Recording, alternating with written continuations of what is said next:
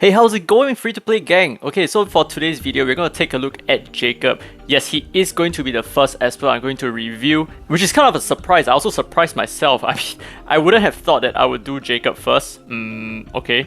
But I think he's an excellent Esper, especially for early game players and late game players. He actually fits both the niche in terms of PvE farming and content clearing. So I'll go through a few reasons why Jacob is a really strong Esper. But first, let's take a look at his kit. So ability 1, Serpentine. Deals damage to an enemy equal to 120% of attack with an 80% chance of inflicting poison for 2 turns. And ability 2, Intoxication. This is what makes him so great, right?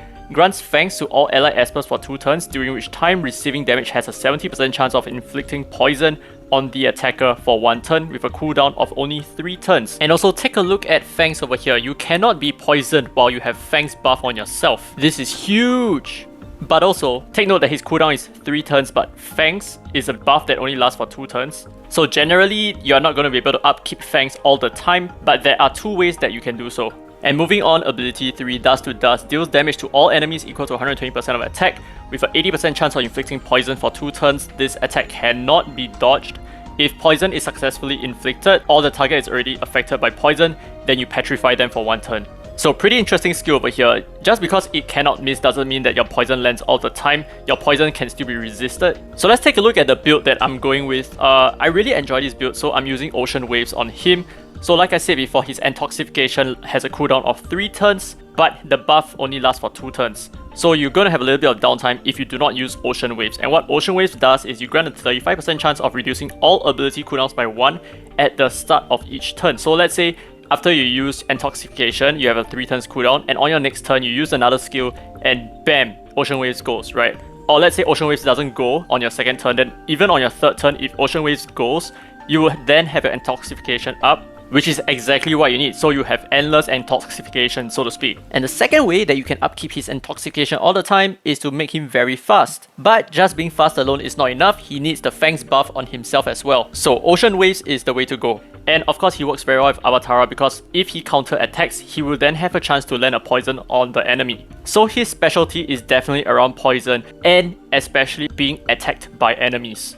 So the way you want to build him is to run him slightly speedy. He should at least be decently speedy, so like around at least 160 speed onwards. You want him to be slightly faster than your DPS units so that your DPS units can always have the Intoxication buff on them, or rather the Fangs buff on them. And because he has no other use other than just having that regular speed and turn order, the other 2 Unas that you might want over here could either just be like pure tanky like what I'm doing, like defense and HP, or you can go with accuracy if you're really broke on accuracy. As you can see over here, I only have 18% accuracy, and that's because I'm using a HP percentage stat over here. And generally speaking, my relics here are not that great. I haven't been farming Apep a lot, so this is what I'm working with, and let's take a look at where he excels in. So he's not exactly a character that excels in PvP because PvP the meta is slightly different. You're not going to be using poison all that much. And in fact your debuffs are not even going to stick for such a long period of time. A lot of players run with cleansers like with Catherine, Sally, Hengria or Clara. Those characters really strip away and purify your team from all the debuffs. So he's not going to be so useful in PvP.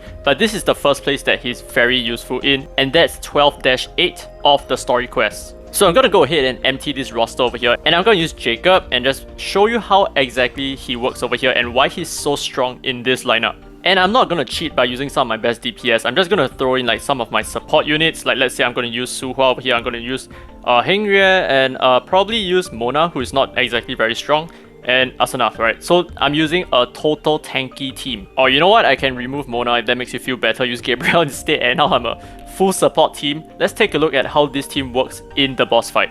Okay, and this is a boss that a lot of players, especially new players, have a lot of trouble clearing, and this is in Purgatory difficulty as well. Now the reason why I'm using just pure supports is to show you guys that all you need is just strong resistance, right? Just enough heals to make sure your team is alive, and all you need is just one Jacob, and the boss is going to go down very quickly because this boss uses a lot of AoE attacks. So with the Intoxication buff, you're going to be able to land a lot of poisons on the Siegfried boss. So I should probably just run this on auto to show you how it works, but you know, I'm just going to use Intoxication to let it start, and I guess we can just go with full auto over here. Let's take a look at what's happening. So the boss is going to attack and he gets poisoned over there, and hopefully, you know, we counter attack with some Avatara as well. But as you can see over here, his 3rd skill Also, okay, yeah, I missed the poison, but he has like still really good chance of landing poisons as well. And there you go, this is 1 AoE, and now the boss is poison as well. We're not doing too much physical damage towards him. I mean, like 6,000, 4,000 plus. That's not a lot, but if we are able to stack up a lot of poison debuffs on him and just maintain the support that my team has, right? All the defensive buffs, all the shield. We don't have shield over here. We can use Berenice for more shield, or maybe heals, and just like immunity and all that good stuff. Just making sure that we are alive, we can then slowly drop the boss with poison. And I know I'm not really showing it over here, but let's see when Siegfried enters his second phase.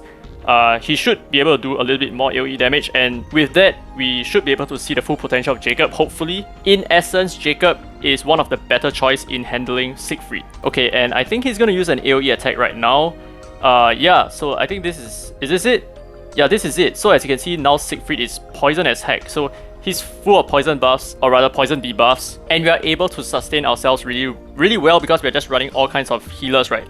So you don't have to run like SNF if you don't have SNF, you don't have to run Hengrie if you don't have Hengrie. You can always use characters like Changpu, right? Changpu is one of the cheaper healers. You can also use Lauren, I guess she's like the Frog Princess or something like that. But as you can see, we are really doing like very small negligible damage towards him. We're just chipping away at his HP.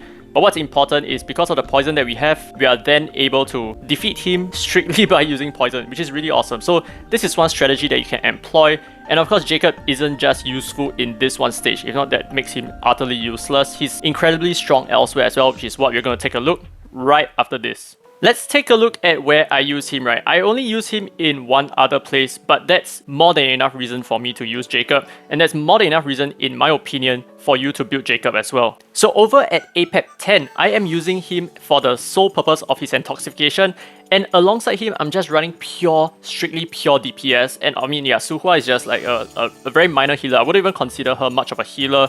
She only has a single target heal with like quite a long cooldown of 3 turns. That's not enough to upkeep your entire team. So we're not too bothered about healing over here. So in my lineup, I'm not even using any cleansers. I'm not even using any immunity users at all. I wouldn't recommend this for you guys, but it is still at a 100% win rate. And that's because the strategy here is sound. So let's take a look at the strategy. Now, of course, the reason why I'm using so many DPS units is because I want to clear the first 2 waves as quickly as possible. And you can see that taking place right now because I basically clear wave 1 in just like 3 moves. And wave 2 is going to go down relatively fast as well. So this really helps in shortening the run durations. Now, of course, Jacob is not going to be doing much for the first 2 waves, but you'll see him truly shine when we face Apep, because Apep is a boss that counterattacks a lot, and we're going to abuse that fact to make sure that he poisons himself a lot as well. Okay, and the reason why this strategy works without even needing a healer or immunity units is because we break the boss down so fast that we don't even give ourselves the opportunity to let the boss overrun us with debuffs. But let's not get sidetracked. This is not going to be an Apep guide video. This is a showcase of Jacob. And over here, okay, so the boss attacks and he actually poisons himself by 3 ticks. That's not a lot. But take note of all the poison resistance that we have because we had Jacob's Fang buff on us at the right time. So this is why it's so important to make sure your turn cycling is good and you upkeep your Fang buff all the time. But as long as you get him to counter attack you a lot, you're not going to suffer too much damage. Most of the damage that he does onto you is when he uses a normal attack followed with a counter attack. Because his normal attack lands a lot of poison debuffs and his counter attack then strips all of it and does a lot of damage. But honestly, this wasn't the best showcase for Jacob, so I'm going to show you some of the highlights of several runs that I did to truly give you a flavor of what Jacob is capable of. And actually, as I was reviewing my recording, I did notice a very serious bug that the game has. So as you can see over here, now Apep has a lot of poison debuffs, and he takes a turn and takes all that poison damage. But the poison debuffs do not disappear. And the reason for that is the poison debuffs actually trigger his passive to go, because each tick of the poison damage actually counts as one single source of damage. And therefore, because he procced about 7 poison debuffs or so, he actually doesn't trigger his normal attack when he takes his turn. Instead, he triggers a counter attack first. And after this counter attack is done, he then takes his regular turn, which causes him to absorb all that poison damage once again. So yeah, pretty cool, I guess. And just for giggles, you can see it happen again in the next round. So between you and me, let's see how long the devs take to realize this bug.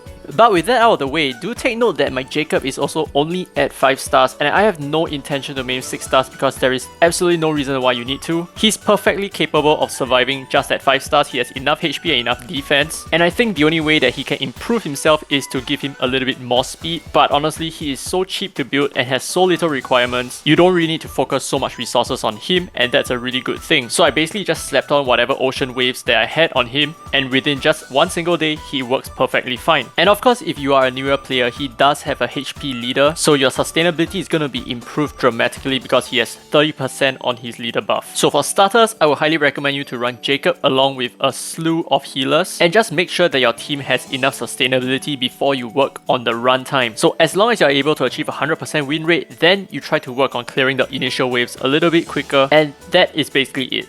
So I guess that's it for this video. Let me know what you think about Jacob down in the comments below. Do you like him? Do you hate him? What are your opinions about him? And anyway, if you enjoyed the video, don't forget to leave a thumbs up. It really helps the channel. Subscribe for more DISLYTE content. And this has been free to play, by the way. And as always, I will see you in the next video.